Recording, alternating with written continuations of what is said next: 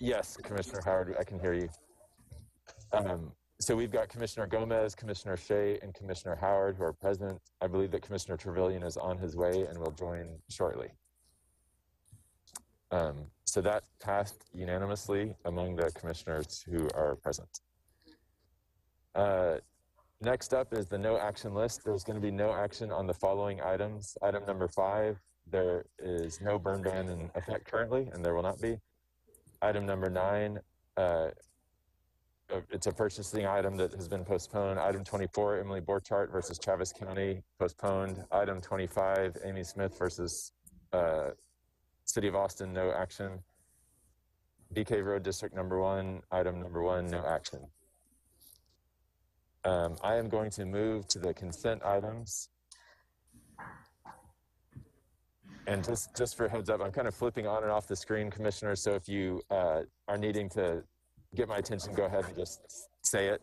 I might not see your hand up. Okay, so the consent agenda is items C1, C2, C3, and C4. Do I have a motion for that? Move approval. All right, a motion from Commissioner Shea, a second from Commissioner Gomez. All those in favor, raise their hand. Commissioner Howard, can you hear me? Oh. I can't hear anything. Okay. Do you want to call in? Okay. Commissioner Howard, we are going to have you, well, we're having somebody call her. Okay. Someone is, let's pause for a moment. Someone's going to call Commissioner Howard to work on the audio for her. If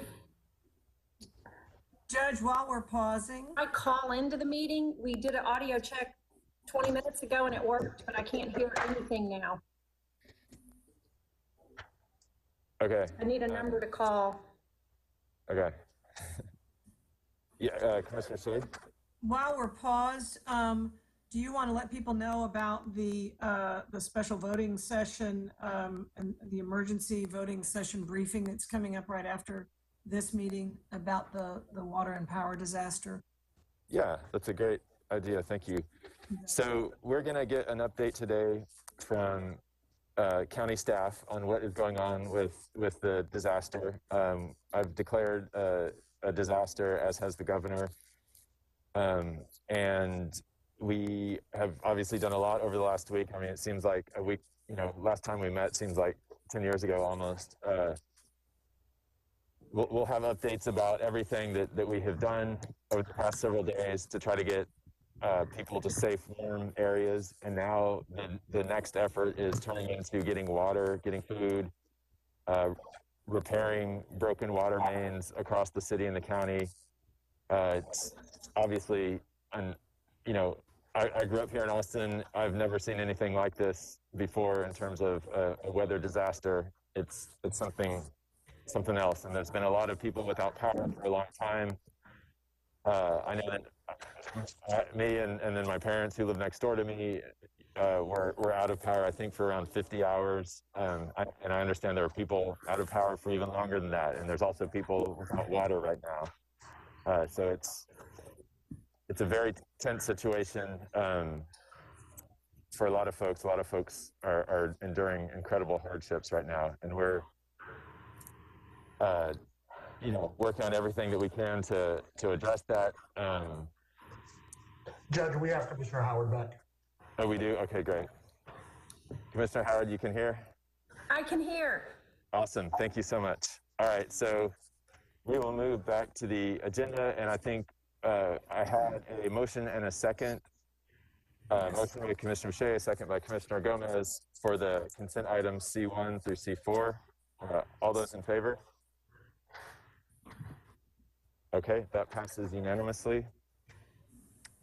Next, we have other consent items. And I will read those out now. Item 2, Item 3, Item 4, Item 6, Item 7, Item 8, Item 10, Item 11, Item 12, Item 13, Item 14, Item 15, Item 16, Item 17, Item 18, Item 20, Item 21, Item 22, Item 23, and Item A1. Do I hear a motion? Second. Okay, we have a motion from Commissioner Gomez and a second from Commissioner Shea for approval. Audrey or Nate, are you on today, and do we have any callers on these items? Hi, Judge. Yes, this is Audrey today. We don't have any callers that are wanting to make a comment, but we do have Commissioner Mike Howe on the line if anyone has any questions. He's Okay. available for the ESD 17 issue, which I think was on consent, and he's a resource if anyone had any questions. Okay. I do not have any questions. Other commissioners, do you have any? Okay. All right. So we have a motion and a second. All those in favor of passing the consent? Judge Brown, I have a question about item 11. Still need to boil their water this Okay. So you want to take it off the agenda or off the consent agenda? If staff could answer a question, I probably can consent, but I need to raise a question. Okay. What's your question? And can I just ask, are the people hearing an announcer in the background talking about boil water notices? Can we somehow stop that, the secondary feed? It's a news feed. Media? Yeah, I hear that too. Okay. Mike, that's right. There is No, it's still going. Let's pause for a minute. this Friday morning. The bad news is that Austin Water is saying that this will be a multi-day process to get water restored to everyone. We don't have a timeline for when. Do you think media knows that we're pausing so they can discontinue that news feed in the background? Yeah. Here's sort of how they're connected. Audrey, are you able to manage that mute? For some context, usually at this time of I can mute. water a day. So I'm not sure which. I don't think it's, yeah. I'm not sure where it's coming from. crews are If you're on the call, I'll see there's a lot of staff on this call too. Can you double check that you're muted? We're not sure where that news is coming from.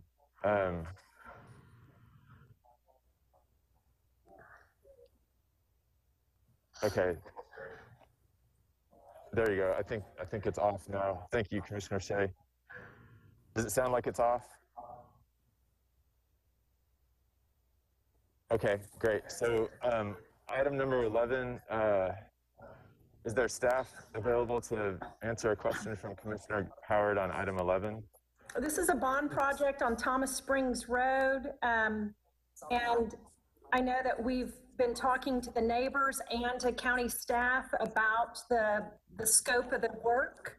And so I wanted to make sure that it's prudent to approve the modifications listed today while we're still working on other perhaps modifications in the near future.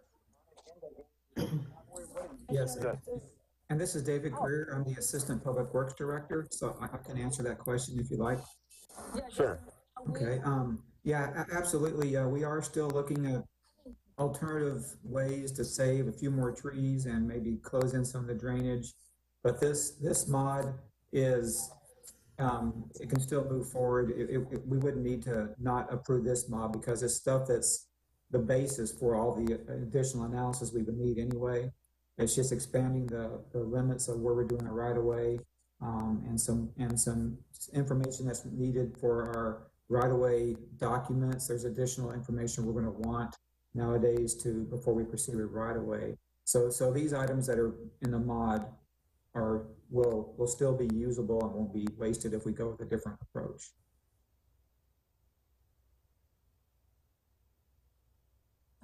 Commissioner Howard, you're muted.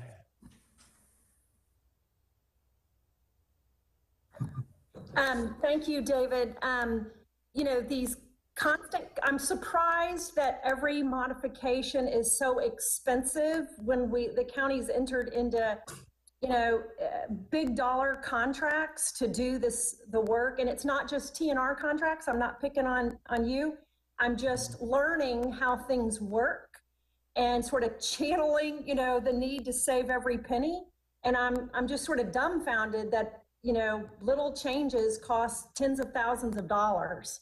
And so I'll be looking to learn more about how we contract and I've just never experienced this before, so I'll keep learning. But I'm glad to know we can move forward today, and we're still looking at drainage and trees and stuff along Thomas Springs Road. Thank you. That's correct. Thank you. And I will just echo what Commissioner And for commissioners, if we're going to have further discussion about item 11, we might want to pull it from consent. It's not for And then discussion. It's really just to acknowledge I share her concerns, and there have been a lot of concerns from the community as well on this project. So we don't need to pull it from me. Okay, Commissioner Howard, are you good? I'm good and ready to vote. Awesome, thanks.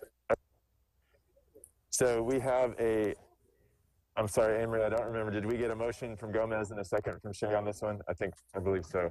Okay. Yes. All right, so all those in favor of approving the items that I read out to be passed on consent, please raise your hand. Okay, thank you. That passes unanimously. Okay, so next up is item number 1, public hearing. We're gonna receive comments regarding a request to authorize the filing of an instrument to vacate a public utility easement located along the common lot lines of lot 89 and 94, Edgewater Beach, Section 2, a subdivision in Precinct 3. Do I hear a motion to open the public hearing? Second. A motion by Commissioner Gomez and a second by Commissioner Howard, I believe. And all those in favor of opening the hearing say aye or raise your hand. Aye. Okay, that passes unanimously. Do you want to lay this out for us, Anna? Yes, sir. Thank you. Anna Bolin, Travis County TNR. The purpose behind this request is to vacate this public utility easement that was put on the plat as a plat note. And the reason that is being, we're doing that, the applicant wants to be sure that any future buildings do not have encroachments into that easement. Whenever we get a request to vacate a public utility easement, we hear from, or we make the applicant reach out to all of the utilities that are present in that area and let us know if they are, if they're in agreement with the request or if they need something else. We have heard that there's no objection from any of the utility companies, and to my knowledge, there's no objection, period, to this item. We find this meets our requirements, and we recommend this motion or this item for approval. Thank you. Any discussion, court members? All right. Yeah, go ahead. Commissioner Shea moves approval. Well, do you want to close the public hearing first, commissioners? Yes. Sure, and let me just double check. Audrey, do we have any callers on this item? We have no callers on the line at this time, Judge. Okay, motion from Commissioner Shea to close the public hearing. Is there a second? Second. A second from Commissioner Gomez. All those in favor, please raise your hand. Okay, the hearing is closed. And, okay, so item number 19, I'm going to call up to consider and take appropriate action regarding a request to authorize the filing of an instrument to vacate a public utility easement located along the common lot lines of lots 89 and 94, Edgewater Beach, Section 2, a subdivision in Precinct 3. Anna, I guess is the same layout. Okay, nothing new to add. You're on mute, I think. Okay, nothing. Okay, thank you. Do I have a motion? It is the same, sorry. Okay, thank you. Do I have a motion on this item? That's been my motion, yes. Okay, motion from Commissioner Shea. Is there a second? Second. Second from Commissioner Gomez. All right, all those in favor, please raise your hand. Aye. Okay, passes unanimously. Thank you, Anna. Let's see.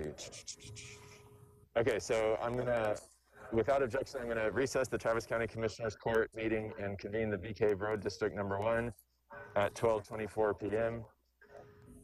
First, Bee Cave Road District Number 1. First, we have item number 2, authorize the county treasurer to invest county funds. Audrey, do we have any callers on this item? No callers on the line at this time, Judge. Do I have them? Thank you. Is there a second? Second, motion from Commissioner Shea, a second from Commissioner Gomez. All those in favor? It's a unanimous vote in support. Let's see. Last, we have item 3 to approve the minutes for the Travis County BK Road District Number 1 voting sessions of September 15th, 22nd, and 29th, October 6th, 13th, 20th, and 27th, November 2nd, 10th, 17th, and 24th, and December 1st, 10th, 15th, and 22nd of 2020. Audrey, do we have any callers? No callers, Judge. Move approval. I have a motion from Commissioner Shea, a second from Commissioner Gomez. All those in favor, please raise your hand. That passes unanimously. I adjourn the BK Road District meeting and reconvene the Travis County Commissioners Court meeting at 12:25 p.m. All right, so the Travis County Commissioners Court will conduct an emergency meeting to consider and take appropriate action on supplemental emergency agenda items. We're going to begin with item 1, which is to receive a briefing and take appropriate action on emergency response and operations relating to the winter storm and severe weather conditions and disruptions caused by the severe and freezing weather and its aftermath and recovery efforts. We have Chief Emergency Management Coordinator Eric Carter and Emergency Medical Services County Executive Chuck Brotherton here to provide a briefing to the court. You guys want to go ahead? And Judge, this is Anne Marie, just to interrupt, you had announced that calls would be taken before any items were discussed. Do you want to see if there are any callers? Sure. Let's do that. Thank you, Anne Marie. Audrey, do we have any callers on this item? We have no callers on the line at this time, Judge. Okay, thank you, Audrey. Okay, Chuck and Eric. So, Judge, Chuck Brotherton, I'm the County Executive for Emergency Services, and thanks for the opportunity for us to brief the court. I've asked Eric, of course, to be here, who is our Chief Emergency Management Coordinator. I've also got the other Travis County executives on the line over our different areas of service so that they each can brief the court on their activities. I, like you, Judge, am sitting here in the Emergency Operations Center. Our EOC, which is a combined Travis County and City of Austin facility, has been stood up since Sunday, and we have been working the response throughout the week. Lots of different things going on. What started out as a severe, extreme cold weather event, with all of the sheltering that went along with that and transportation related to the sheltering, is now beginning to transition into a water crisis that we are now pivoting to begin dealing with. So I think I will ask Eric to give y'all a brief on activities here in the EOC. And from there, we'll go to Paul Hoppengardner to talk about facilities. Eric, Paul, and I can all talk about what we're doing for water distribution, and we will get to that shortly. But first, we just want to catch y'all up. And then after Paul, we'll move to our TNR executive, our Health and Human Services executive, and then any other questions y'all might have. We have our Public Information Officer here as well, and Hector has been deeply involved in this. So we're all here and available for your questions. So Eric, you want to go ahead? Yeah, good afternoon, Judge, Commissioners. If you can't hear me, please just let me know, but I'll try to step through a summary of where we are, where we come from. We're actually in day 7, if you really want to get technical around it. We started looking at the weather system and starting to monitor it closely last Friday, and here we are a week later, and we're actually rolling pretty intensely in our current operations. Of course, we've seen some extreme weather, probably the most extreme I've seen since I've lived in Texas. And with that extreme weather, we've experienced extreme and unprecedented impacts, at least as it in our area, and I'm sure it's fair to say across the whole state of Texas. What began with a deep concern for human life with the extreme cold and a sheltering operation began to roll into compounding impacts when we started experiencing challenges with our power grid.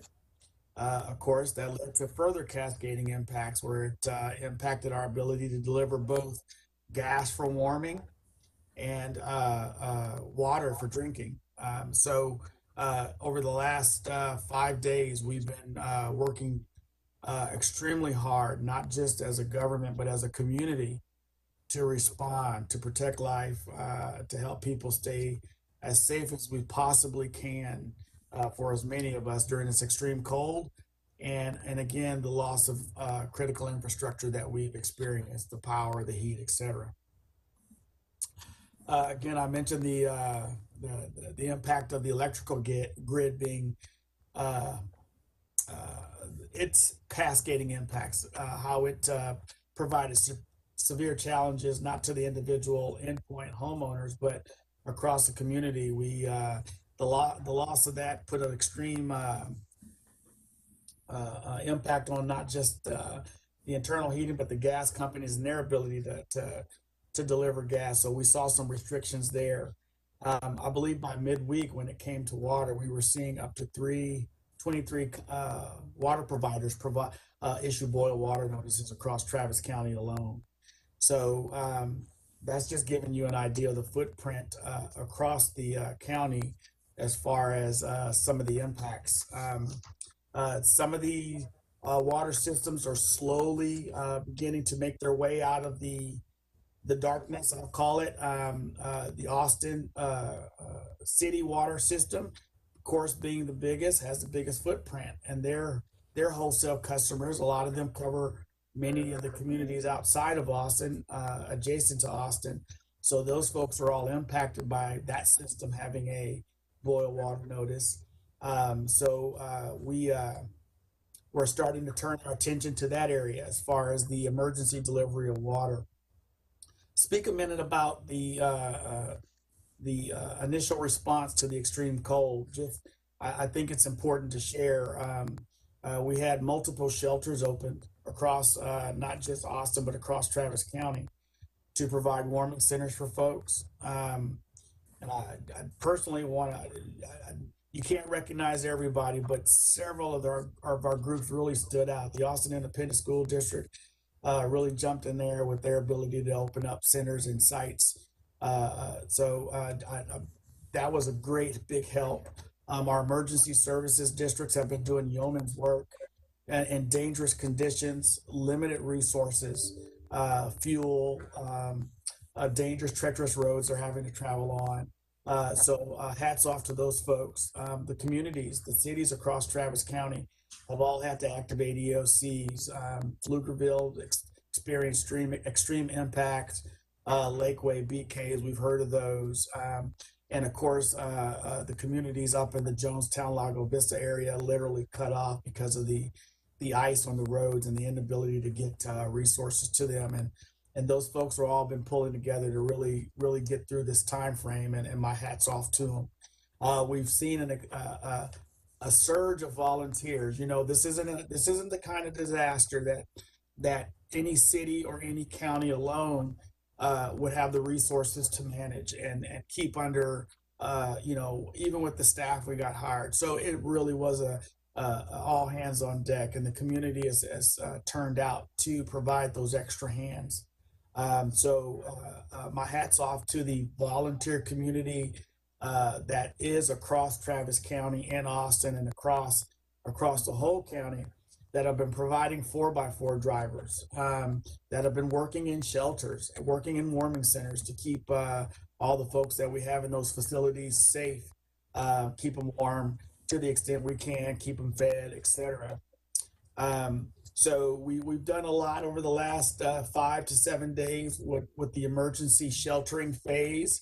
As we move forward, we're now on Friday, but we've obviously started midweek experience and could recognize we're going to have a problem with water. So we've been making moves to pivot, as Chuck said earlier in the intro, to the water delivery phase. That's just going to be critical, and there's a lot of logistics and moving parts around that.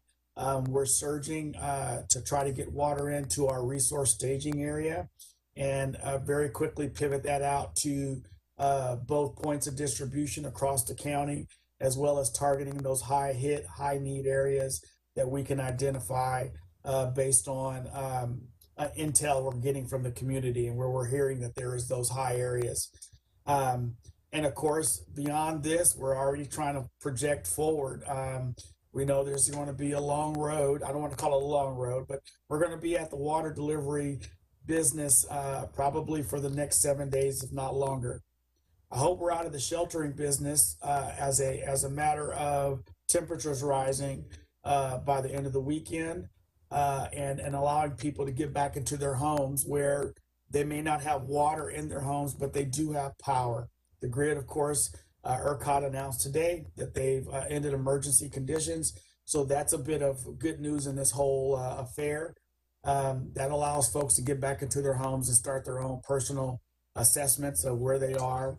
Of course, we're going to be doing everything we can as a emergency operations group to provide as many resources as we can to the community to help with that recovery.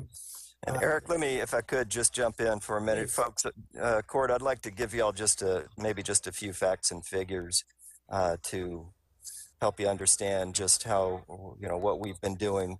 Regarding sheltering, today we have 14 shelters open and 4 warming locations.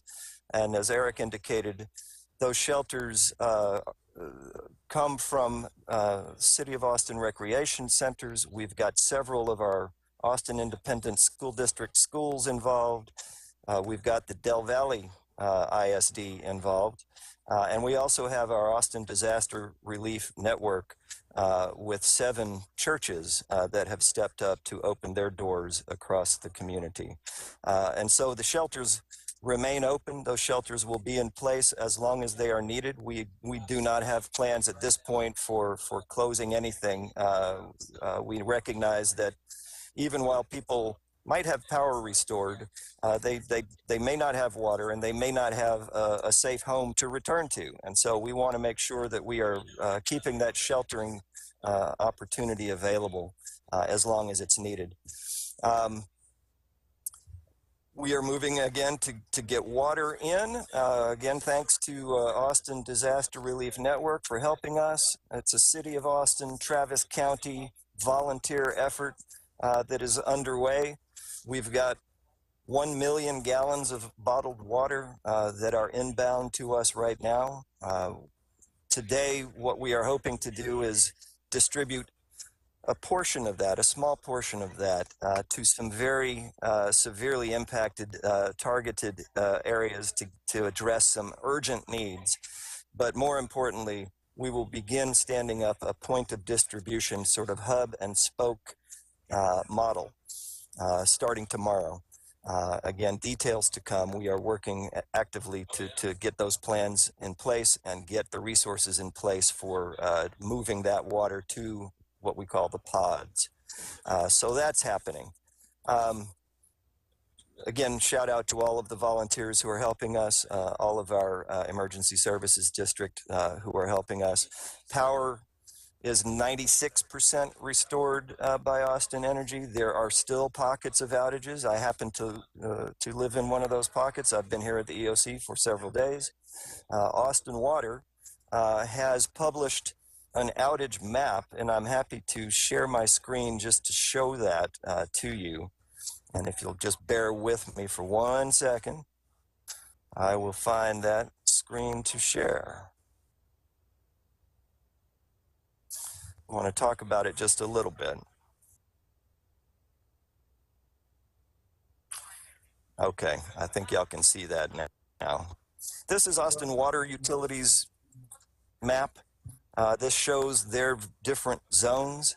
What they're saying on this map is that the red zones are by color code. Those are areas that are experiencing water outages, and the yellow zones are experiencing low pressure. In speaking with Austin Water earlier today, and I want to stress that this is the City of Austin Water Utilities map. This is not a Travis County map, but we're trying to just provide some information and as we understand it, but qualifying that to say that we don't speak for Austin Water Utility. But I live in one of the red zones, for example. I checked on my house last night. It is dark, but there was water pressure in my house. And I was very happy about that. But a lot of folks are experiencing no water pressure, and it has to do with as the Austin Water Utility begins refilling its system, as the water fills from the bottom of the cup or the bottom of the bowl up, if you will, those folks closer to the top of the bowl experience low pressure or zero pressure. And we have to wait for the system to complete filling up before everybody's water pressure is restored. It's my understanding that is the reason for the boil notice, is that as the system repressurizes, much like turning off the water in your house, when you turn it back on, you might see rust coming out of the taps for a little bit as everything sort of clears out of the system that had emptied. So in an abundance of caution, the city has issued a boil notice for that purpose. And they will not tell us at this point exactly how many homes are experiencing zero pressure. They may not know, but that information hasn't been released. Nor have they provided us an estimated time to repair, though they certainly are working on it as diligently as possible. I don't want to open it up for questions quite yet. I'd like us to move on through the briefs if we could. And I failed to mention that we've got Travis County Sheriff here as well. I believe Major Wes Pretty is here, and I think y'all should hear from the sheriff. And if Sheriff Hernandez is on, I'm sorry, I didn't see earlier, Sheriff, but either Sheriff Hernandez or Major Pretty, if y'all would like to update the court on what's been happening in your jails as well as with your patrol units across the county, please go ahead. Thank you, Chuck. And on behalf of Sheriff Hernandez, we appreciate the opportunity to brief the court this afternoon. Good afternoon, Judge and Commissioners. I also have Major Smith waiting to talk about the patrol functions. As I'm the major over the Admin Support Bureau, I'll be speaking to admin support functions as well as corrections functions, and I'll try and give you as brief an overview as I possibly can on that. Just as we found ourselves in the midst of the COVID dilemma with this weather event, we certainly know that or anticipate substantial cost drivers for our budget relating to the staffing issues, the overtime, food delivery, the water deliveries, and things of that nature. So, that's, I think it's important to note that that's something we're going to be dealing with. And I know that's not just our department, that's probably all the county departments in some form or fashion across the board, but just wanted to get that out there. I'm going to be speaking to just kind of a higher overview on some of the damage we've had within our jail facilities. It's important to note that we maintain our own maintenance within the jails, aside from what facilities management does outside of the jail operations. And so that's a part of our budget, and it is a budget driver for us. Kitchen operations and staffing challenges as well. I wanted to hit on those and highlight as quickly as I could. Just as Eric talked about having all hands on deck, the sheriff's office has certainly risen to this occasion and brought all hands on deck to make sure that we're keeping our facilities secure and delivering the need and meeting the needs of our inmate population. So real quickly, I'd just like to cover some of the damage that we've experienced. We've had burst pipes, pump issues, both domestic water, chillers, and sprinkler systems that we've been dealing with within our facilities. We've had roof leaks, both at TCJ and Building 12. Domestic water leaks in multiple buildings at Del Valley. Sprinkler system leaks and malfunctions at multiple buildings also at Del Valley. And that includes our training academy, which experienced some substantial damage, and we may be looking at possible displacement of those training operations. Fortunately, we did get approval from the court earlier to set up some virtual training ability for our training academy, and we're hoping that we can grow that out and utilize some of our other sites that we have within our system to still deliver the training that we need to deliver.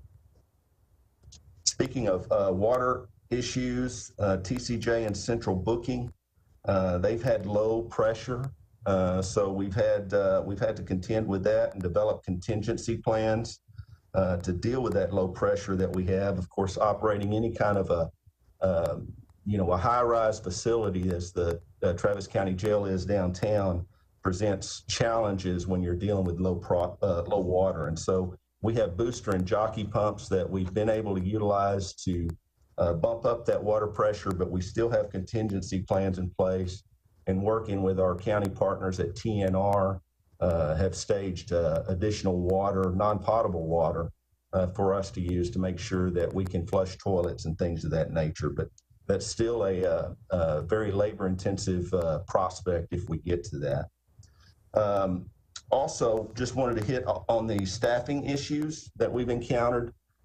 We certainly initially had people that could not make it to the facilities. We had folks that were working double shifts. I've heard of some folks working up to 20 hours as we tried to develop a plan to get staff in. We pulled together better than I've really ever seen this agency pull together across all bureaus, patrol, courthouse security, transportation, and our hospital visitation unit all pitched in to get staff and vehicles on the road to safely go pick staff up, essential staff, to get them to the jail to relieve folks that had already put in numerous hours of work. We also worked with our partners at EOC and our finance folks to secure some hotel rooms. We had hotel rooms, or motel rooms actually, out in close proximity to our Del Valley site that we procured and kept throughout this event, so that folks that couldn't make it back or needed to get a quick turnaround to get back to work, they had a place to go sleep at. We also put up some cots in our chapel area for staff that just needed to also get a rest and grab a few hours of shut-eye before they could get back to work.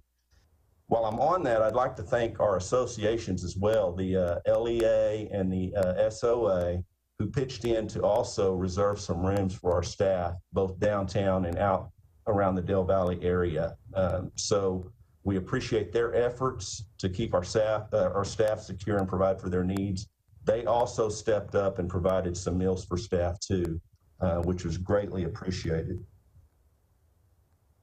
So some of the challenges we experienced were getting staff in to clear pathways, both at our downtown facilities, but more importantly, at our inmate mall out at Del Valley, to make sure that the nurses that we did have on staff could push their med carts and do pill deliveries at the different buildings. And so that was quite a challenge, but staff pitched in. They found shovels, they got out there, they cleared the path, and the nurses that were able to do their job. And so I think that's noteworthy and something that they should be applauded for. So I think I've covered most of the highlights. I do think that it's important to note also that we have medical vaccines. I was speaking about COVID earlier, that are starting today for our inmates that are in the 1B category. That is, we're able to get that going today despite the challenges that we've been facing due to this weather event. One other thing real quick, as y'all know, the inmates are not able to boil their own water. This presents quite a challenge. They're totally dependent upon us to get them clean drinking water. And so our staff were quick to move on that and make sure that we had bottled water coming in, and that we had coolers and boiled water in our kitchen that we could deliver to all of the housing units to provide inmates clean and safe drinking water throughout this event. So I wanted to work that in as well and just make a note of that. Does anyone have any questions for me? Yes, Commissioner Shea? Thanks so much, Major Pretty. Can you see me okay? Yes, ma'am. Can you hear me? Okay, good. Thank you for all the work that you all are doing. and the care that you're providing. Did I hear you correctly that some of the sprinklers were leaking at the jail? Yes, ma'am. Some of those froze as well. You know, they're pipes, and sometimes pipes that maybe aren't insulated in some areas in this Texas area that, you know, as well as we'd like for them to have been. So while the sprinklers are offline in some areas, our smoke detectors and fire detection equipment is still up and running in those areas. Staff have been advised how to properly proceed if there are any issues. It is noteworthy too to know that Jail Standards has been informed of all of these issues, and that we are staying and remaining in compliance with jail standards and running the jail as safely as we can. And if you don't mind, I'd just like to also interject on behalf of Major Pena and her team that the corrections staff have done an amazing job on, number one, keeping Jail Standards apprised of the issues that are going on in the jail, but also in creatively addressing a means to keep inmates with the few staff that they had at certain times.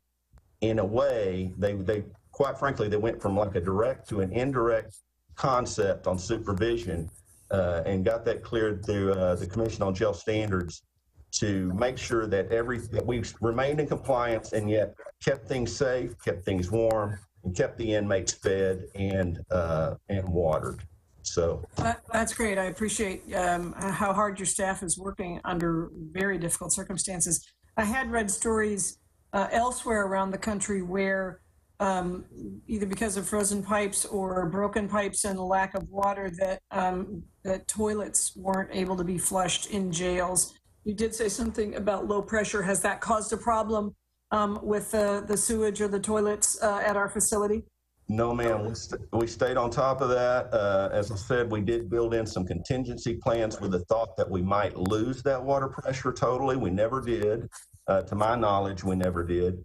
And so we were able to get our booster pumps going and raise that water pressure so that it was not an issue for us. That's excellent. And no real loss of power at the jail. Is that because we have redundant systems or we had generators? Can you just speak to that really briefly? How is it we didn't have a problem? We're given a priority on the grid so that we are one of the last that end up losing power.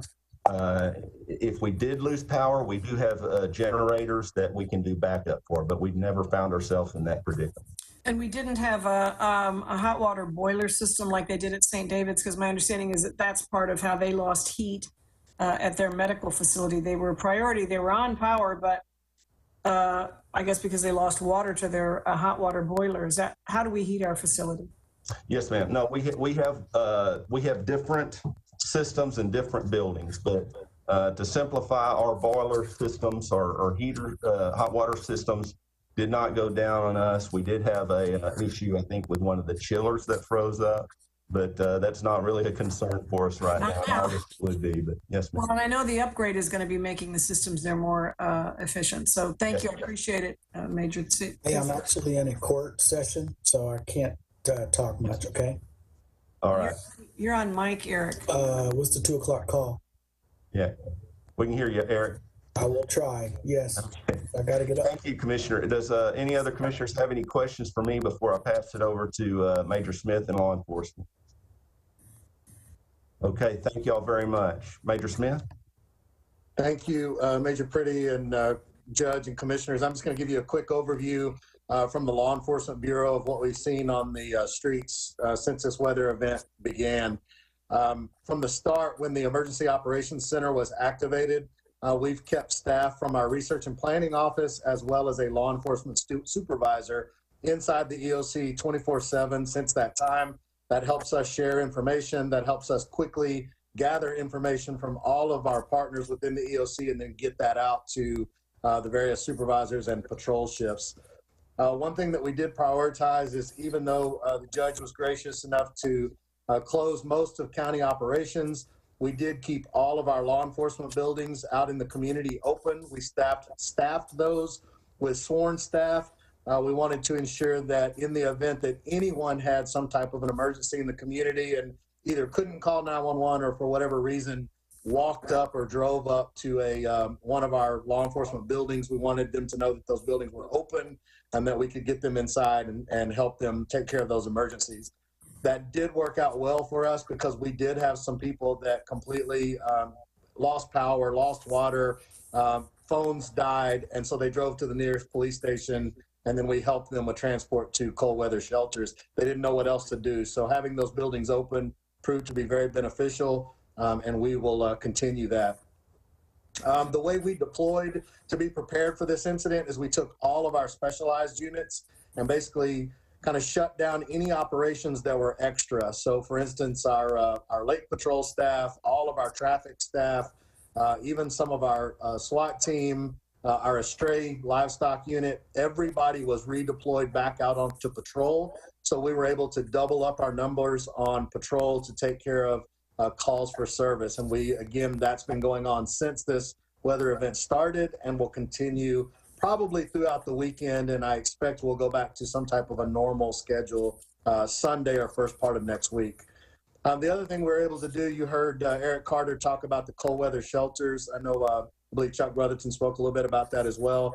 We've been staffing 4 of the cold weather shelters with 2 deputies each every night from 8 p.m. until 8 a.m. Since those shelters were open. That's been somewhat fluid because you probably have heard that some of the shelters lost power, lost water, and they've had to shuffle people around as well as some of those resources. So we've had staff able to help with that and then maintain security at those facilities.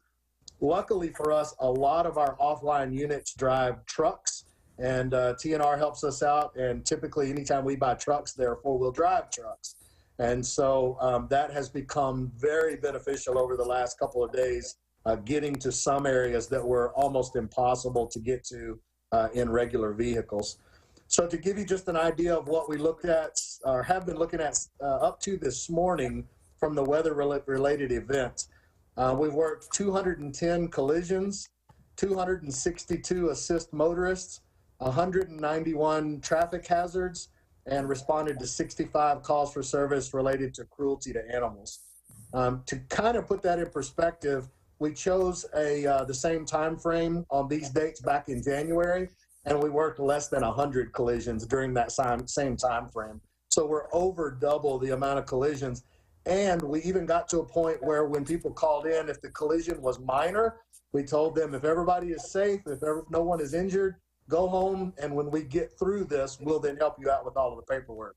So even that 210 number does not represent all of the collisions in the county. Another important number comes out of our dispatch center. During this same time frame, they received 7,015 911 calls. Comparison back to January, same time frame, 3,700 calls. So double the amount of 911 calls. And then they got 4,460 admin line calls, which also is doubled up. That's anybody calling in on the non-emergency number. So dispatch has been incredibly busy. Our patrol officers have been working to help get those civilian staff to and from their home, back, to dispatch and back home, along with some of our correction staff in trans and I believe our hospital visitation unit. That was a big concerted effort to help get dispatchers in and out, because without our dispatch center, obviously everything shuts down. I want to point out that the other thing important to that is we are definitely working on a lot of overtime right now. That's going to have an effect when it comes to cost drivers and budgets. And so we are tracking that with emergency codes in SAP, and we're also utilizing ICS forms to track details of what everyone is doing. And we're submitting those through our research and planning office so that it'll be available at the EOC if and when we get to a point where we might be able to look for reimbursement for total expenditures of the county. And then lastly, I just want to mention, unfortunately, during this event, crime does not come to a halt. And yesterday we worked an aggravated kidnapping and aggravated sexual assault case on 969 East. And our patrol was able to respond quickly, I believe, because we had so many people out working. They got a good perimeter set up, and one of our UAVs and canines was able to track down that suspect in the snow, and we took him into custody. And this morning, currently, we are working on a homicide that occurred in the Wells Branch area. It appears to be a homicide-suicide, but I don't know that to be fact just yet. And, you know, it's just kind of unfortunate. One of the things that we did find, and I don't have the numbers, but anytime we have critical incidents that force people to stay inside their homes for extended period of times, we notice that our calls for service related to disturbances and family disturbances do go up.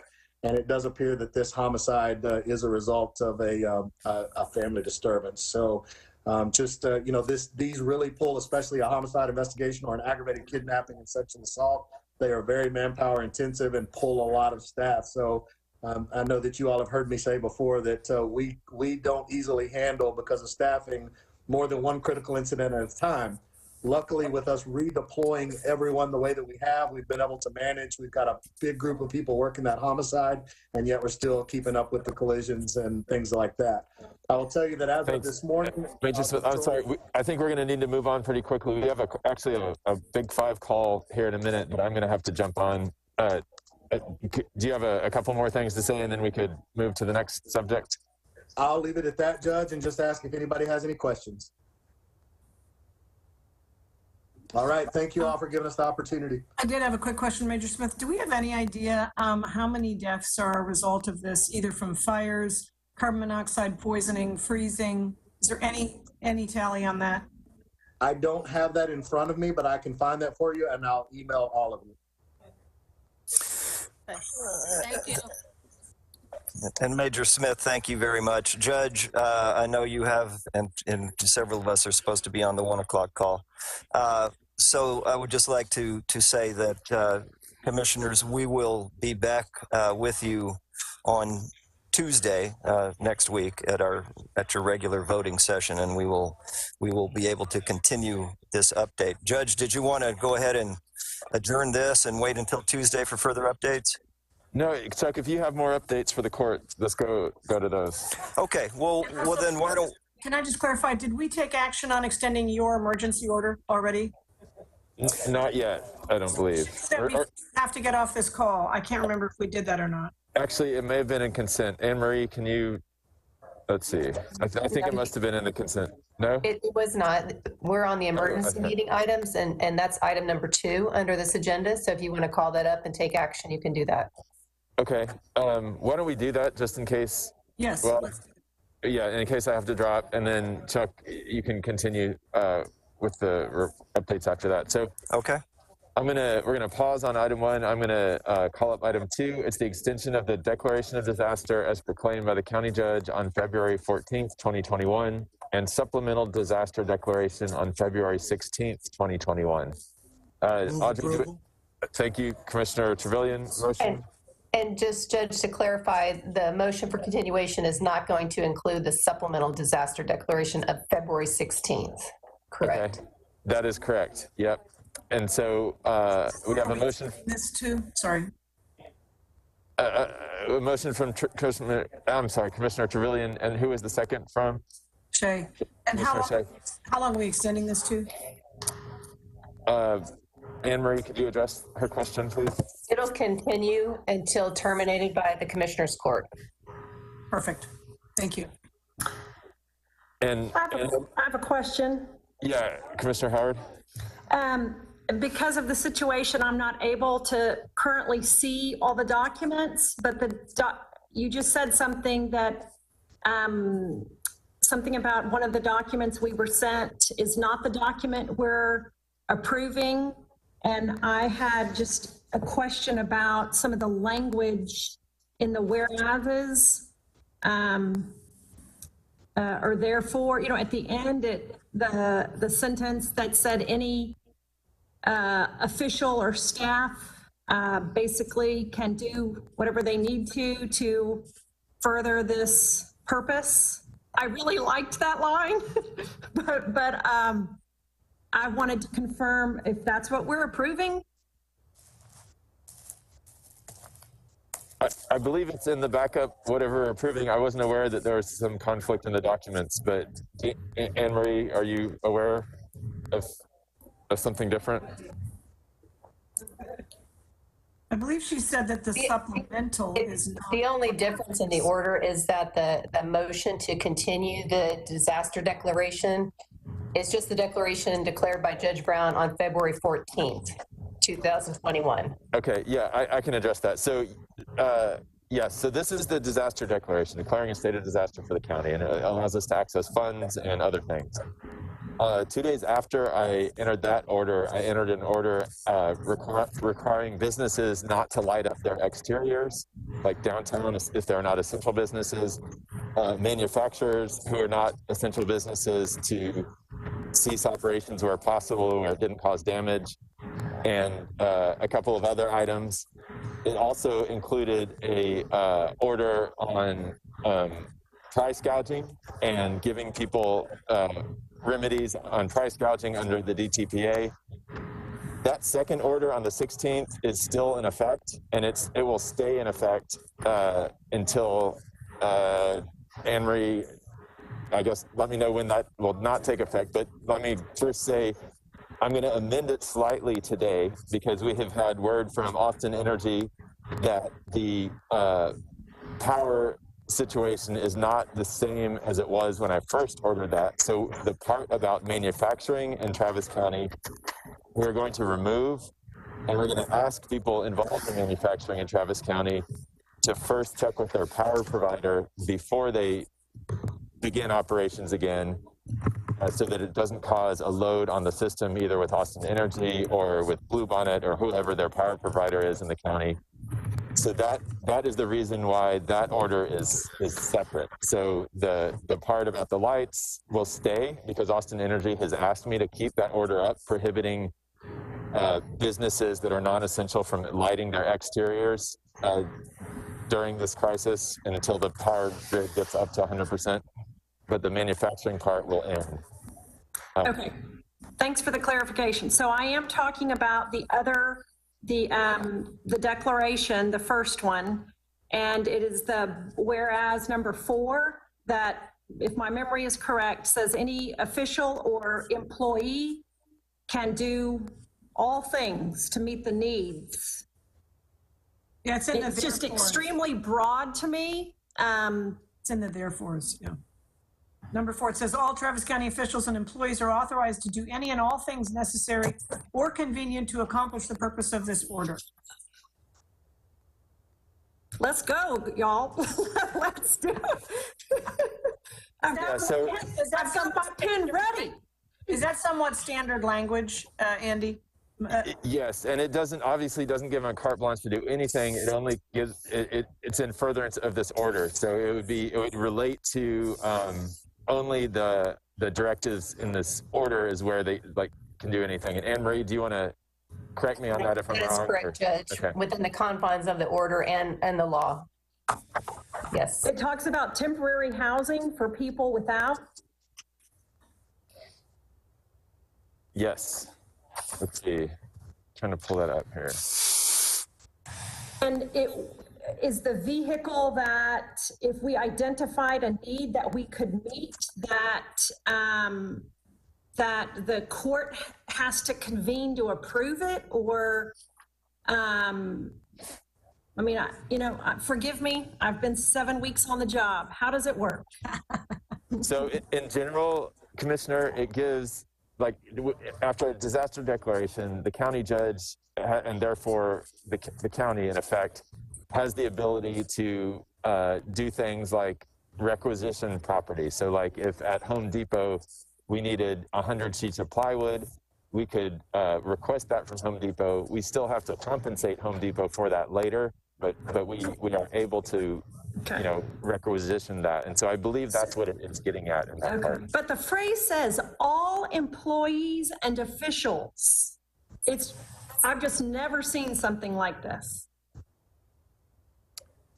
Okay. Anne-Marie, do you want to comment on that? It can be that broad if it's for this disaster declaration. And part of this also activates and continues the activation of the emergency plan that gives powers to us to respond in these emergency situations. So, language that you can keep in the order, or not? I would recommend that we keep it in the order, would be my recommendation. I would support that. I would offer, Judge and Commissioners, while that is fairly broad language, we certainly always have to observe and follow all county purchasing practices and all of the other rules that are going so we do have things in place that are going to sort of restrict any single employee's ability just to sort of be out there wildly spending money. Yeah, and they're not able by law to commit funds by themselves, Commissioner. There's another line that says you don't have to follow the purchasing kind of rules. That's provision number 5. In section 5, we address the purchasing. So Judge Brown, this is Sherry Fleming. May I offer a comment? Please. Yeah, go ahead, Sherry. He's muted, go ahead. Okay, so Health and Human Services, by example, has a provision in policy that allows the executive over Health and Human Services to make certain decisions in the spirit of policy. And those decisions, especially as they speak to the expenditure of resources or assets, require that once that decision is made, that I notify you and give any court member the opportunity to say, I want this on the agenda for court discussion. And so I think while it's definitely in policy for Health and Human Services, I would feel confident in saying that is likely the practice that is employed by other departments should they have to make a decision swiftly. So I don't know if it helps or makes the situation more complicated for you to hear that. Thank you, Sherry. Commissioner Howard, can I just ask, is there a specific concern that you have? Do you think that this might be a call for people to go crazy, or I'm not sure what the concern is? Yeah, I guess the concern is that the human need is so great. Many of you know that I've been sheltering with people who are experiencing homelessness. These shelters now are detox centers. We have people, that are now drug-free because they've been sleeping with us since Sunday. The human need and suffering is so great.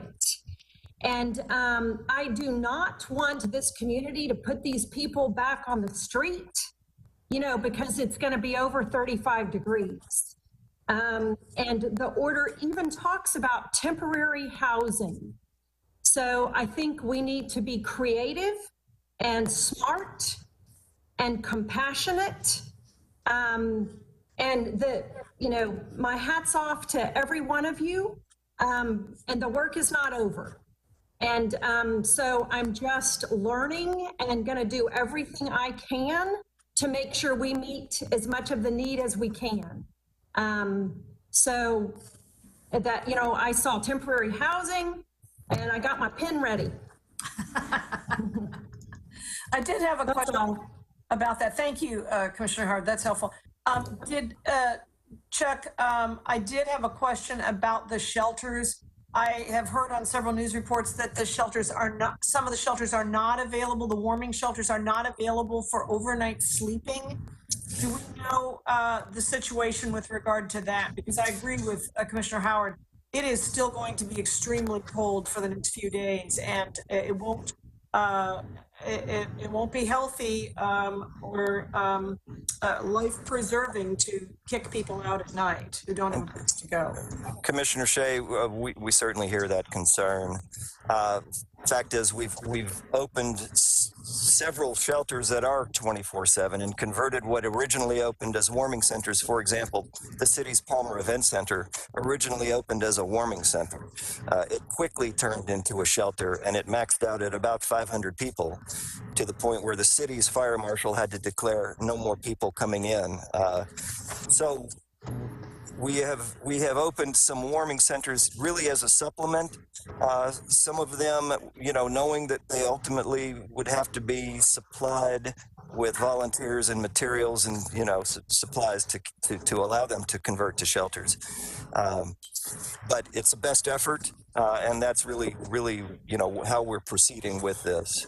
We've got, I'd just like to give a shout out to Capital Metro that has been a key partner for us in moving people between and among the various shelters, taking from a warming center, for example, to an overnight shelter, and they have not stopped helping us through this. The Travis County Constables, in addition to Travis County Sheriff, have been supplementing for security at the shelters. We appreciate that. And then relating to costs that were mentioned a little while ago, we have both a statewide disaster declaration. In addition, the Biden administration a few days ago declared a state of emergency in Texas. And so that does give us opportunity to seek reimbursement through FEMA for about up to 75% of the costs that we are spending to address this. So, yeah, we recognize that the shelters, the warming centers, they're going to need to remain open. We convert them as the need arises, but if we simply can't get supplies to a warming center, then we will move those folks who need to go to shelter. We will move them to shelter. Chuck, I wanted to just mention that there are a couple of areas on the outskirts in Colony Park, for example, where people still cannot move their cars. And if they could move their cars, they don't have access to a lot of gas. Are we working on things with our warming center at like Dunlap, for example, to work and make sure that they can be transported, or to work with Cap Metro to see if they can be transported? Because having the center out there without the ability to get them to the center would be, maximize the use of the resource. Absolutely, Commissioner. The Hornsby Dunlap Elementary School is really just a gathering point to move people from that part of the community in Del Valley to the Del Valley High School shelter, and that's what we've been doing there. But to your point about folks being stuck and unable to get to the bus to get to the shelter, we've also got, again, the Austin Disaster Relief Network has organized volunteers with four-wheel drive vehicles and both an email address and access through Austin 311 to request rides to shelters or anywhere else, really. If you've got neighbors, family, friends who can provide you a warm place, that's what this resource has been stood up for. Okay, I just want to make sure that people know how to access the resource, and maybe we can communicate. I will give you the name of the person who is communicating to all the neighborhood associations out there, and it's Tina Bynum, and I'll make sure that you have the contact. Provide that, certainly, Commissioner. All right. So, thanks. Folks, in the interest of us giving you as much information as possible, if you don't mind, I'd like to move through our other executives so that they can each address their areas. So I think we need to take a vote on the emergency. Yeah, we did that. Oh, we haven't done that yet. Yeah. Yep. Okay. Any further discussion on that? Anyone? And Audrey, do you have any callers on this one? We have no callers on the line at this time, Judge. All right, thanks. Okay, all those in favor, please raise your hand. All right, that passes unanimously. Thank you all very much. And yeah, Chuck, go ahead. I'm going to throw one thing out there, just as an example of the ADRN. Is that the right acronym, Chuck? I mean, they've been absolutely amazing throughout this. One example, there was a woman or a family. It was a couple, a 10-month-old and a 2-year-old. They were living in an apartment north of 183. This was, I think, 2 days ago, right in the middle of it. The water had burst in the apartment above them. There was water on their floor. Through sort of the ADRN network, and they were able to get someone to pick them up in a 4-wheel drive vehicle, take them to Hutto, where they had a warm place to stay and live. And actually the driver of that got them baby formula and some other things on the way. So I really can't emphasize how great an asset they have been and that they continue to be for all of us. But Chuck, go ahead, please. All right, at this point, I'd like to ask our County Executive for Technology and Operations, Paul Hoppengardner, to give you an update. Paul, go ahead. Good afternoon, Judge and Commissioners. Paul Hoppengardner, County Executive for Technology and Operations. I want to brief you today on the condition of the facilities management supports. First, I want to thank all the affected offices, departments, and their staff who've been working really hard and collaborating with us. And in no particular order, also thanking the facilities management staff, TCSO, Starflight Ground Operations, ESD2, the Austin Fire Department, Austin Water Utility, Purchasing, and TNR. As we've gone through this event, we've experienced a number of broken pipes to include sprinkler systems where a head will pop off, for example, in garages or inside facilities, HVAC systems that have frozen, and as you know, they're not designed for insulation for this type of temperature. And then other things that along the lines of water that will impact. There are approximately 21 facilities that we're aware of at this time. The thing that I'd like to mention, I think is most important, is we don't know until the thawing is completed how many other pipes might be frozen out there. We're currently touring the buildings, checking them. We have water alarms at a number of the facilities that let us know when things leak. What I'm going to do is share my screen next and show you some of the facilities. I will be emailing you this document and making it part of the record. It gives us an overview, and we're still assessing, and we have companies coming in to assist us to assess to determine what we need to do. Just a minute, let me share.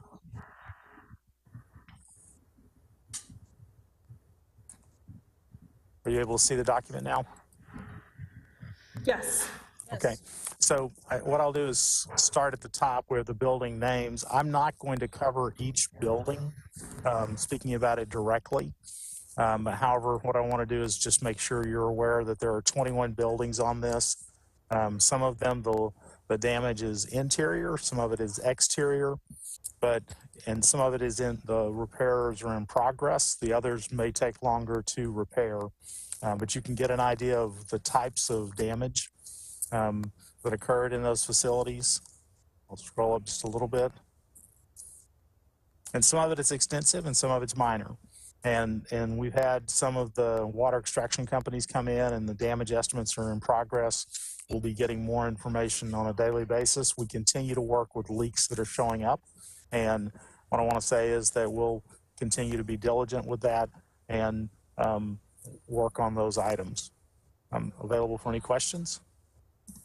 Paul, can you send, this is Commissioner Shea, can you send us the link to this list? I saw a very condensed version of some of the facilities that were affected, but if you could email Absolutely. Absolutely, I will email the list to you all. That would be helpful. You're right. I mean, this is a problem all over the city. People who haven't had water as it thaws may very well realize that their water pipes have cracked or burst, and then their homes will be flooded just as offices will be flooded. So this is a huge problem. And I don't know if anyone can speak to this, but is this the kind of thing that FEMA could potentially help with reimbursements for, both at the local government level and at the individual homeowner level? And if that is the case, what should people be doing? I know FEMA requires a lot of keeping of receipts and tracking of documents, but if you can just please speak to that so people have some idea how they might deal with the cost and the damage. I think that might be more along Eric's line, if Eric's still available. Just in the meantime, while you're getting there, if somebody does have a problem, they might think they have a leak problem, who can they call to cut the water off at the street? Because it takes a special instrument to do that, and most people don't have it. How can they get that done to minimize water damage in the house? If they're within the city limits, they can call 311, and 311's been dispatching Austin Water. I will say, though, that they have sometimes had several days worth of calls. So I would also suggest perhaps that they check with their neighbors or other people. My understanding from just general discussions is plumbers are very difficult to find. So I'm afraid that working with their, other people in the neighborhood, perhaps their church group, neighborhood association, others. I've seen people post on Nextdoor and Facebook asking for tools and assistance along those lines. And they can also call their water district, but I think all of those options are fairly limited. Are ESDs capable of doing that?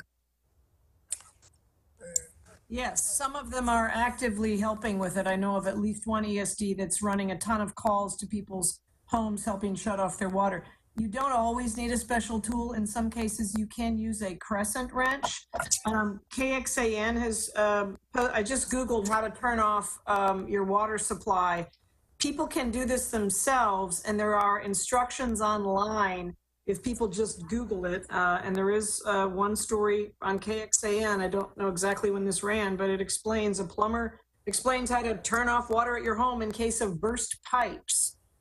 So there are resources available to people, but yeah, I think if they wait for 311, it's going to be a long wait. There are a lot of houses and a lot of buildings with problems. So people should look for additional resources and ask neighbors as well.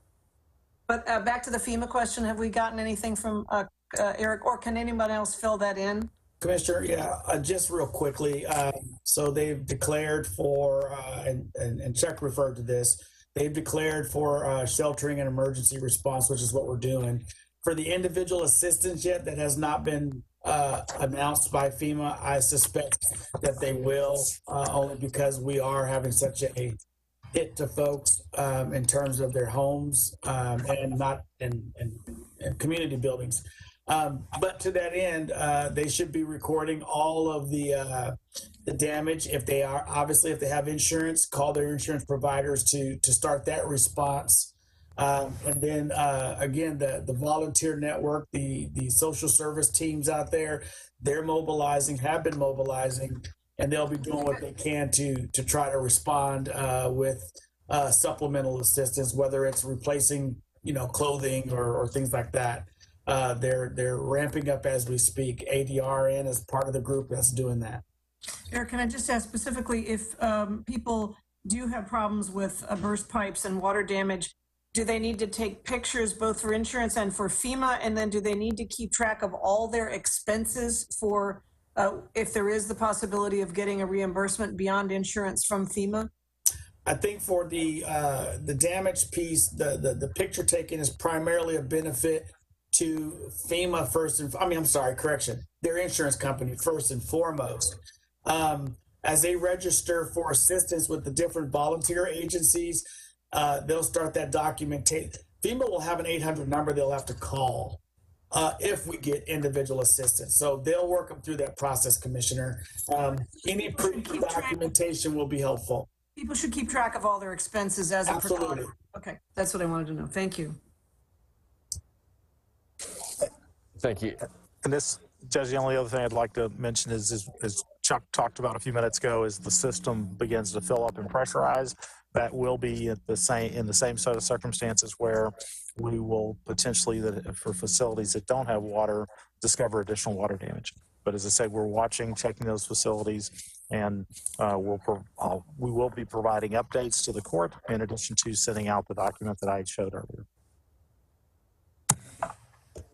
I do have a question. I know we want to get through, and it's not clear to me who would be the right one to answer this, but I'm getting a lot of texts and seeing a lot of appeals for help with just access to water. The stores are out, and people are getting frantic about where they can access water.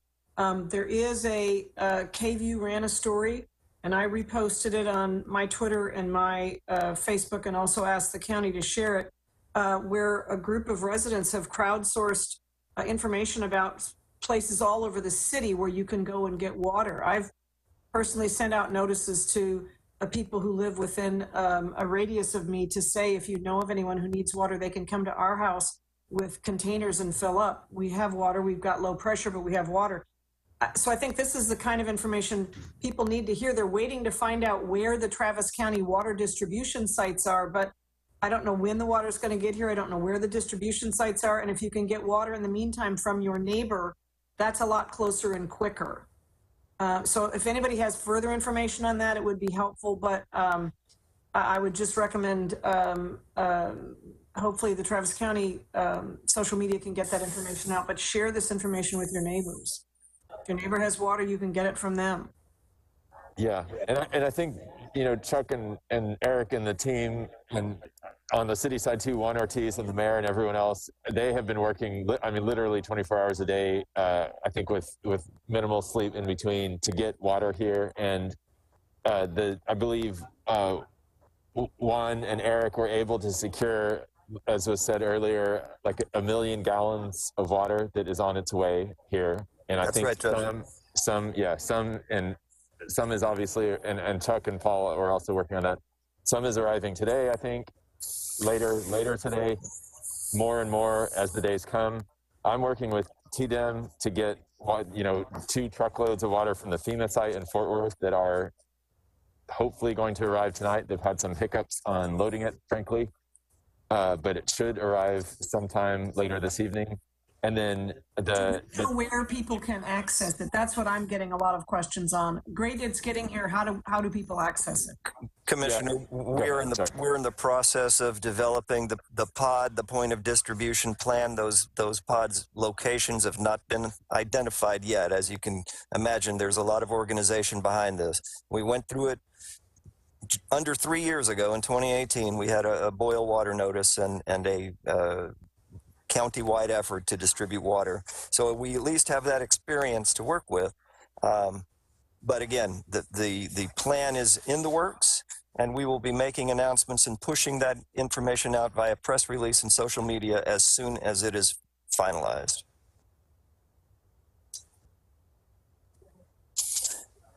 Paul, anything further? No, sir. Okay, if not, I'd like to look to our Transportation Natural Resources Executive, Cynthia McDonald. Cynthia, can you update the court? Hi. Can you hear me okay? We got you, Cynthia. Okay, great. So TNR has struggled throughout this event. Unfortunately, we've had numerous equipment failures. We've had materials that are frozen up on us. And we did reach out to TxDOT and City of Austin, and they were helping answer some of the road sanding requests, and much thanks to them for doing that. We have been operational off and on both sides. I will say that West was down until Thursday. East was maintaining one sander at least until just recently. That is, I think we had one slide off the roadway and the other one is down. So ongoing repairs, ongoing coordination with City of Austin and TxDOT, and where we can get them back on, you know, our fleet folks have been working on getting them back up and running. In the meantime, we have had requests for assistance with other things that we've responded to. We have helped out with providing dump trucks to Austin Water for assistance with their water main repairs. We've provided backup generator, I believe, to ESD 8. We also had some requests from Pflugerville and I think one other location for fuel, which we do have available if it is needed. For that ESD. And then we also have had folks shuttling, some of our employees have been shuttling folks back and forth to the work sites in their own 4x4s. We have also, I'm just scrolling through, so I apologize. As Major Pretty mentioned earlier, we were able to assist with a water truck for TJC, and we are responding to, I believe today we're responding to West Service Center sanding operations are ongoing, and helping with water, food, and we'll be also helping with water delivery. So that's it in a nutshell. So we're up and down on the sanding, but as things get repaired, we're putting them back out. Staff has been able to get in just in the past few days, but my thanks to our 4x4 drivers within the TNR folks, and also I believe we've had other partner agencies step in to help shuttle folks back and forth. So thank you very much. But we continue, and we will continue to do sanding operations. As far as the parks is concerned, of course, they have been closed, but we have had staff out there to assess the situation. Looks like we will be able to open on Sunday for the most part, as opposed to the Monday that we originally anticipated. So we have folks going out there today, and we'll get some cleanup and maintenance going tomorrow, and we'll be ready to operate on Sunday. So, end of report.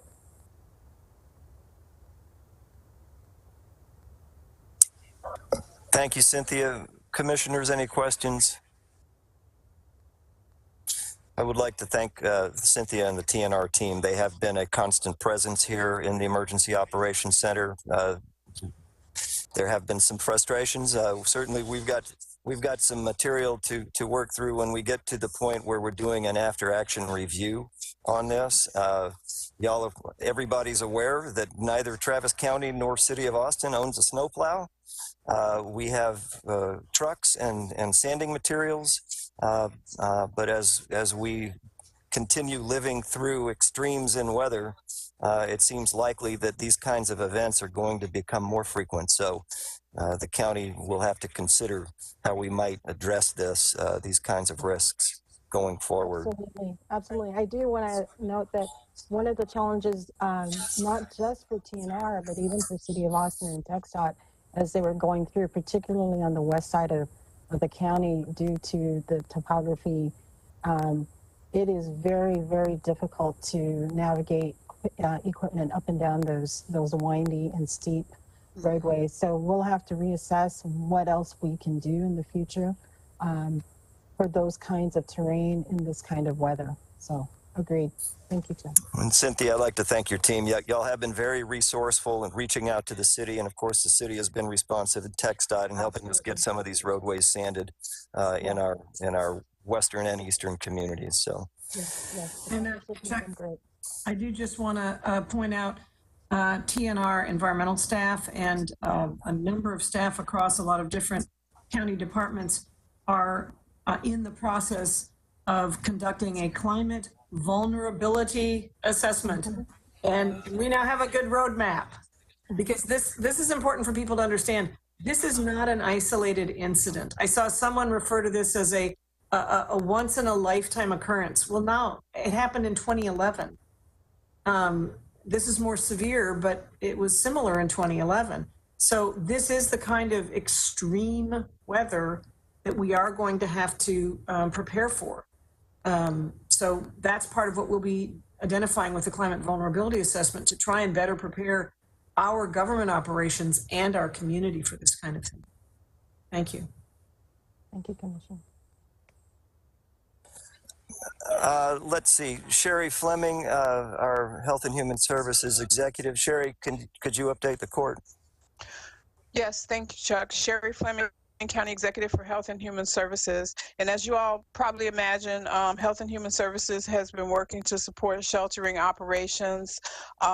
So that includes staffing, but it also includes the process by which we reach into the shelter guests to determine their needs for a safe return, if a safe return is possible. And so I would have you know that those efforts are ramping up as we speak. We, of course, are doing this in partnership with Austin Public Health and a variety of city and county departments.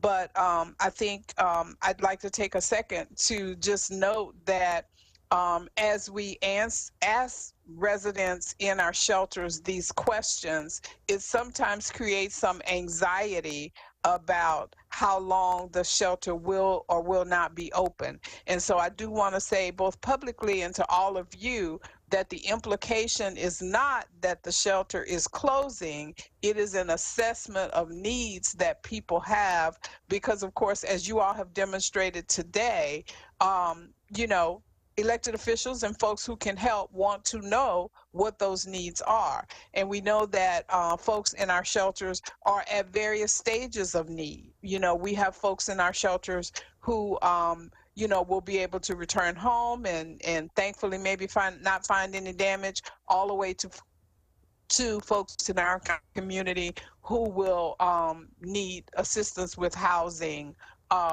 you know, once they are able to assess their situation. So I thought it important to say that publicly, that because we will be asking these questions in the shelters, that it does not necessarily mean that you know, there's some date set for shelters to be closing.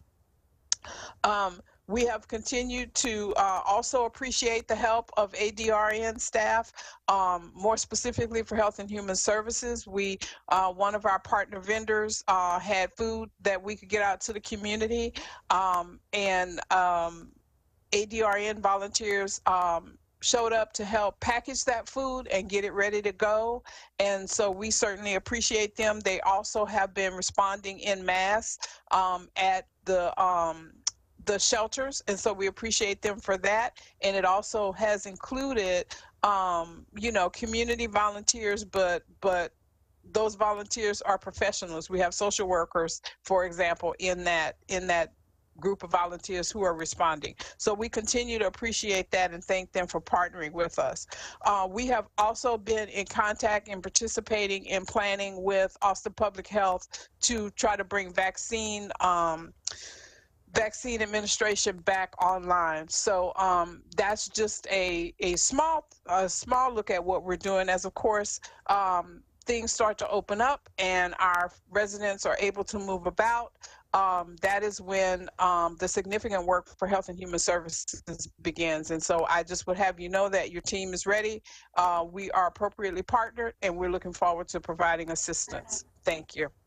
Thanks, Sherry. Hey, Chuck, I'm gonna jump in real quick. I just got a call from TDIM. They are literally flying a C-130 to Austin with something like 28,000 bottles of water. It's supposed to arrive at like 2:45 today. So that's a good improvement for the water situation. And I think we're gonna still coordinate the same way with the same pod system, Chuck, that you're working on. But that actually ramps up our available water a lot, and we're gonna do everything we can to get that out immediately. And where can people go to find out information about what the distribution sites will be? Commissioner, thank you for the segue. I was just getting ready to ask our Public Information Officer, Hector Nieto, to update the court. So, Hector. Good afternoon, members. So just to give you a quick update of what's been going on with the Public Information Office, we have been tied in to the Joint Information System at the Emergency Operations Center since it was activated over the weekend. There have been long hours for both myself and Eugene, also while trying to coordinate our own struggles at home. We have seen over on social media, the Public Information Office has posted over 30 posts regarding what's been happening with the emergency. We've been coordinating with the City of Austin to make certain that it is the same message that we're getting out. Additionally, there have been 12 updates to all elected and appointed officials to the county, updating you all as soon as the information is known to us. We make certain we get that to you all. For the incoming water, I know that's the biggest question that is coming about. As soon as the pod locations are determined, and as soon as we know the hours of operation, we will get that information out, not just through the Joint Information System, but we will put that up on our social media sites as well. Please understand that information is coming at a fast pace, and we are trying to get it out as quickly as possible, but more importantly, changing that or updating with new information as we get it as well. So anytime you see something in your inbox or on social media from the county, it's because we just got that information as well. But we will be working with our media partners to make certain that we get this information out. Both myself and Eugen have been communicating with reporters pretty much on an hourly basis over the past week, and this is not just obviously your standard 8 to 5 hours. I've been in conversations with reporters early in the mornings, and by early I mean 2, 3 in the morning. Also, everything going up to our regular operating hours. So I'm more than happy to answer any questions with regards to information for any of you that have it. Go ahead, Commissioner. So to find the unmute button. So just to reiterate, where can people go to get information about where the water distribution sites will be? As soon as points of distribution are determined, we will post that information on our social media accounts. We will also share that information with our media partners through the joint information system. But again, we want to make certain we have the locations first because we want to make certain we are giving out correct information. Yeah. So the Travis County TX Twitter, Travis County Facebook. Yes, ma'am. And the news media. So people should pay attention to that to find out where to get water. And in the meantime, there are other sources posted about local businesses and neighbors who can share water from their homes or their businesses. Yes, ma'am. And we understand that the need for water is there. I can say from a personal experience, I completely understand. But we want to make certain we get this right and not just fast. And so right now we're appreciative of our business partners that have been helping us out, and so we're grateful to those, and we want the public to know that we are getting these up and running as soon as we can. Thank you. Judge, at this point, that concludes our briefs. We are here for any questions that you and the court might have. Thanks. Thanks, Courtman. So another, I'm sure we've all got our own social media. Everything that Hector puts up, I'm putting on the Travis Co. Judge Twitter handle. So it's Travis, COJUDGE. Everything will be on there about pods as soon as Chuck and team get it up there. And I know that we're working as hard as we can. If we as soon as we get water in the county, across the county line into Travis County, we will start getting it out, working with ADRN to physically get it from the hub to the distribution points. I mean, they're all ready to pounce as soon as it arrives here. I know that, just a couple of other items. As far as the plumbing issue, one thing that will come up, it always comes up in disasters, is that there are sort of fake plumbers or fake fly-by-night construction companies, and I think we all need to keep an eye out for that, that if someone comes up and offers you plumbing services or rehab to your home that has been destroyed by water, be really careful never to pay somebody like an upfront fee before the work is done. If it's someone that's not based here in Austin, look and do some investigation and make sure that they're a legitimate company before entering into an agreement with them. I think that's something that is sadly really prevalent in disaster areas. Court members, do y'all have any questions for Chuck or other county staff before they depart? Okay, thanks. And Shay, did you have something? Go ahead. Just a word of thanks. I so appreciate how much our staff has been working. And Chuck, it sounds like you've been living out of the EOC.